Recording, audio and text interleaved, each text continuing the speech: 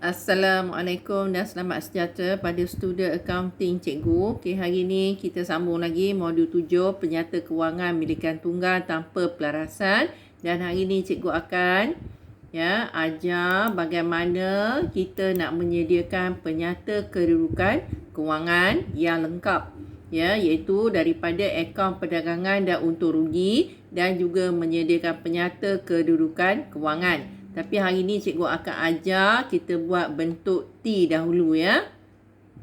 Okey. Baik. Sebelum kita mula, kita lihat dulu latihan 1. Jadi cikgu harap pelajar boleh rujuk semula video-video cikgu yang ada menerangkan format akaun perdagangan dan akaun untung rugi serta format penyata kedudukan kewangan. Okey. Di sini kita lihat maklumat yang berikut diperoleh daripada perniagaan anjang aki.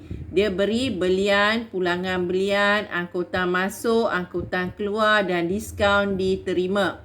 Okey, soalan dia, kira belian bersih. Jadi cikgu harap pelajar tahu belian bersih ialah belian tolakkan dengan pulangan belian. Itu saja untuk dapat belian bersih. Jadi kita ambil jumlah dia, belian 63,000, tolak pulangan belian 1,200, dan kita dapat belian bersih 61,800. Jadi pelajar tahu bagaimana nak dapat belian bersih dan juga jualan bersih Okey. Sekarang ni ini dia soalan nombor 2. Soalan nombor 2 ni, kita lihat dahulu apa dia nak. Baki-baki yang berikut diperoleh daripada buku perakaunan perniagaan Danda pada 31 Mac 2008. Dia beri baki-baki. Jadi baki-baki ni sebenarnya adalah datang daripada akaun ledger kan? Okey, daripada baki-baki yang diberi ni termasuklah inventory akhir. Dia minta kita lengkapkan akaun perdagangan dan untung rugi bagi tahun berakhir 31 Mac 2008 dan penyata kedudukan kewangan pada 31 Mac 2008. Apabila pelajar mendapat soalan sebegini, langkah yang pertama kita kena analisis dahulu. Setiap satu baki-baki ni kita perlu rekodkan ke mana? Kita perlu rekodkan ke penyata kedudukan kewangan ataupun ke akaun perdagangan dan untung rugi. Okey, kita lihat yang pertama. Kita buat analisis dulu Okey, pertama modal awal. Kita akan rekodkan ke penyata kedudukan kewangan. Jadi cikgu tulis singkatan dia PKK. Kadar bayaran? Kadar bayaran kita akan rekodkan dalam akaun perdagangan dan untung rugi. Jadi cikgu gunakan PP/UR Okey, soalnya faedah atas pinjaman PPUR, inventory awal PPUR, ambilan PKK belian PPUR, jualan PPUR, gaji PPUR, insurans PPUR. Dia bukan Audi kerana dia tidak ada tulis insurans atas belian. Okey, jadi itu adalah cara kita nak bezakan sama ada insurans ni belanja ataupun Audi Okey, kedua seterusnya akaun belum bayar PKK, sewa diterima PPUR, hasil hutang lapuk PPUR, belanja, alat tulis PPUR, belanja, komisen diterima PPUR, hasil, duty atas belian Audi. Dia adalah Audi yang kita perlu tambahkan dengan belian bersih nanti Okey, perabot PKK, pulangan jualan PPUR, premis PKK, akaun belum diterima PKK, bank PKK, tunai PKK, promosi PPUR, belanja pinjaman PKK, liability bukan semasa. Alatan pejabat, PKK, aset bukan semasa. Pulangan keluar, PPUR, pulangan keluar ialah pulangan belian. Hutang lapuk terpulih, PPUR, hasil. Okey. Satu lagi kat bawah tu inventory akhir. Ingat ya, inventory akhir dia akan masuk kedua-duanya. Dia akan masuk PKK dan dia akan masuk juga ke PPUR. Okey. Jadi, bila kita dah menganalisis di manakah perlu kita rekodkan, jadi kita bolehlah mulakan untuk menyediakan akaun perdagangan dan untung rugi dahulu. Okey, tajuk perniagaan, perniagaan danda, akaun perdagangan dan untung rugi bagi tahun berakhir 31 Mac. Okey, ingat ya, sebelum ni cikgu dah ajar. Bila kita nak sediakan akaun perdagangan untung rugi, pastikan kita rekodkan di sebelah kredit dahulu. Jadi, kalau ikut format, apa dia? Jualan. Lepas jualan, jualan 65,200, kita ambil di sini.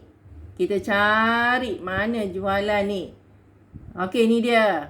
Jualan 65,200. Lepas tu, selepas jualan, kita masukkan pulangan jualan kan. Tolak pulangan jualan. Ni dia 260. Dan kita akan dapat jualan bersih. 65,200 tolak 260, kita akan dapat 64,940. Barulah kita buat dulu di sebelah kredit. Ingat ya, ini ruangan ini ialah akaun perdagangan. Di ruangan bawah ni ialah akaun untung rugi. Okey. Jadi akaun perdagangan, hak yang mula-mula ni kita masukkan apa? Inventory awal. Okey, cari inventory awal. Mana dia? Ni dia. 5,600. Kemudian sini kita masukkan belian. 36,400. Okey, kemudian kita nak dapatkan belian bersih. Belian kena tolakkan dengan pulangan belian. Okey, 360.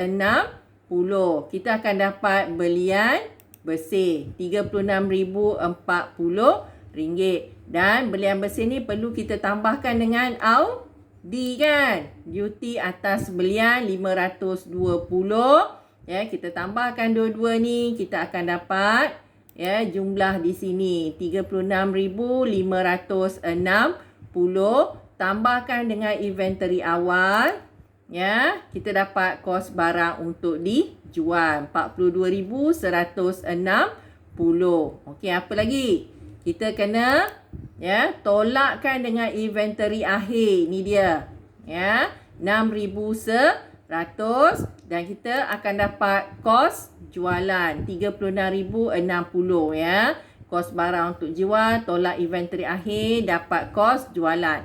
Sekarang kita nak cari sama ada untung ataupun rugi bersih. Cara dia ialah tambahkan semua ni, kita dapat di sini 64,900. Jangan tambahkan semua, sorry 65,200 tolak dengan 260 dapat jualan bersih. Jumlah jualan bersih ni bawa ke sini 64,940 dan bawa ke sini. Kemudian jualan bersih, jumlah jualan bersih ni tolak dengan kos jualan. Kalau positif dia untung kasar. Kalau dia negatif dia akan dapat rugi kasar. Jadi jualan bersih tolak kos jualan, kita dapat untung kasar 28,880. Dan untung kasar ni kita kena jadikan dia hasil di akaun untung rugi. Okey, kita bawa dia ke sini. Untung kasar 28,880 dan kita cari semua hasil untuk ditambahkan dengan untung kasar. Okey, jadi kita lihat hasil yang pertama ialah sewa diterima. Betul? Tadi cikgu sebut kan? 3,600. Lepas sewa diterima, komisen diterima. Dan satu lagi ialah hutang lapuk terpulih. Okey. Jadi kita tambah semua hasil, sekarang dapat 34,000 dan bawa ke sini 34,000 dan kita perlu senaraikan belanja. Okey, lihat belanja. Yang pertama apa? Kadar bayaran. Kemudian yang kedua kita tengok faedah atas pinjaman. Apa lagi? Ya, gaji.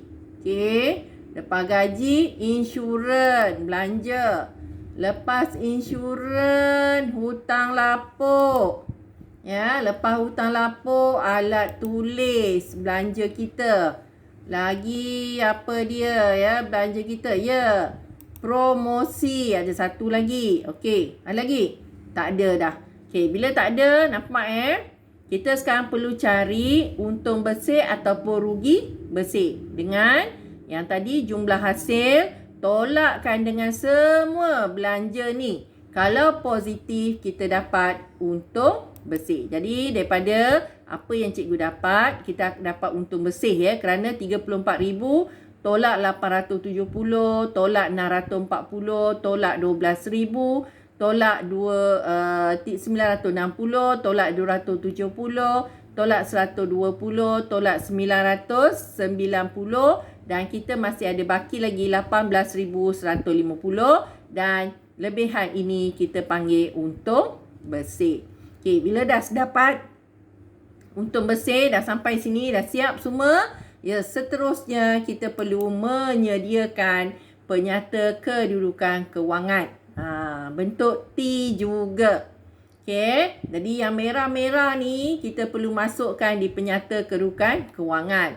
Okey, mula-mula kita masukkan aset bukan semasa. Ingat sebelum ni cikgu ajar kita susun dia mengikut kecairan dia. Tapi kalau tak boleh, tak reti nak susun, tak ada masalah ya.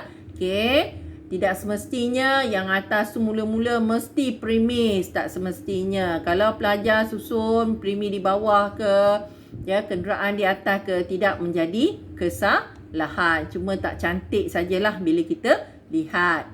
Okey, sebagai accountant kita kena tahu kita susun dia mengikut kecairan, iaitu mengikut kesukaran kita menukarkan kepada bentuk tunai. Okey, jadi kita lihat ya, aset bukan semasa, kita kena cari di sini aset bukan semasa ada perabot, premis, ya, lagi apa? Okey, alatan pejabat ada 3 ya. Jadi kita masukkan premis, ya, kemudian perabot, dasarnya alatan pejabat. Kita kirakan jumlah dia semua dan kita letak di sini. Okey, kemudian kita mencari pula aset semasa. Okey, aset semasa. Okey, aset semasa kita lihat. Okey, 1 akaun belum terima, 2 bank, 3 tunai. Ya, apa lagi? Inventory akhir ni adalah aset semasa. Jadi kita masukkan inventory akhir 6,100, akaun belum terima 12,300, bank 16,580 dan tunai 1,020. Tambahkan semua ni, kita letak di sini. Ya, jumlah dia 36,000, kita tambah dengan 59,420, dapat tak 95,420? Okey, berapa cikgu kira dapat ya. Okey, bila dah selesai sini, kita sediakan pula di sebelah kanan ni equity pemilik. Equity pemilik kalau ikut format mula-mula modal awal. Ni dia 64,560. Kemudian kita tambahkan dengan untung bersih yang kita dapat tadi di akaun perdagangan dan untung rugi. Ya. Okey, tambah dua-dua ni, ya, kita dapat hasil kita 82,710. Ya, tambah modal awal, tambah untung bersih, kita dapat jumlah ni. Kemudian apa lagi? Okey. Kita kena tolakkan dengan ambilan. Ambilan yang kita buat, tolakkan dia dan sekarang kita dah dapat jumlah dia 81,170. Kemudian kita kena masukkan liability semasa. Dekat sini ada satu, iaitu pinjaman 8,000 dan kemudian liability bukan semasa ya, pinjaman 8,000 Dan liability semasa ialah akaun belum bayar. 6,250. Okey. Sekarang ada 3 ni kan. Ni ekuiti pemilik, modal. Ya, kita punya liability bukan semasa dan liability semasa. Tambah ketiga-tiga ni dapat tak 95,420? Ya, dapat. Okey, sekarang tengok ya. Penyata kedudukan bentuk T kita telah seimbang. Sekian, terima kasih.